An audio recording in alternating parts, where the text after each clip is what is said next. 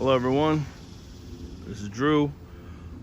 This is my 2015 GMC 3500 with my brand new decked toolbox, and I wanted to go over some things, initial impressions if you will, from just receiving this. This is not an install video, so I'd first like to say that when it arrived it was very well packaged. The build quality seems to be top-notch. It's a super easy install. It's literally 4 bolts. The things that I want to talk about though are, let's start with this. This is the lock. To me, it's like a file cabinet lock.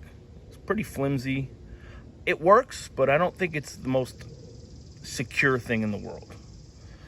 The second thing I wanted to show you that you don't see on any videos online is this. All the exposed hinge springs on the back.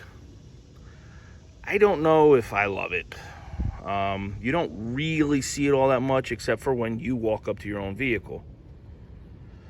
The other concern I have comes in here. If you wanted to put a tonneau cover on here, which I think I might, you're gonna have a problem because they usually have this little thing that goes down and forward to catch the rain. This is not flat. There is actually a step in here, and it's about a little over ½ an inch from this metal frame to the plastic on the outside. I'm gonna try to get a shot of it across the truck.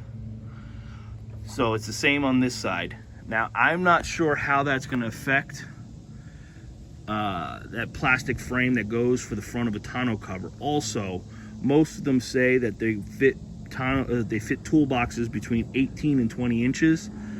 To this metal frame right here is exactly 20 inches. So this is like a little over 20.5 inches from where they want you to measure at the front of the bed to here. We're gonna see how that plays out. But these are, again, just initial impressions of a very good toolbox, and surprisingly has a lot of room inside. Anyway, that's all I have for you today. Have fun.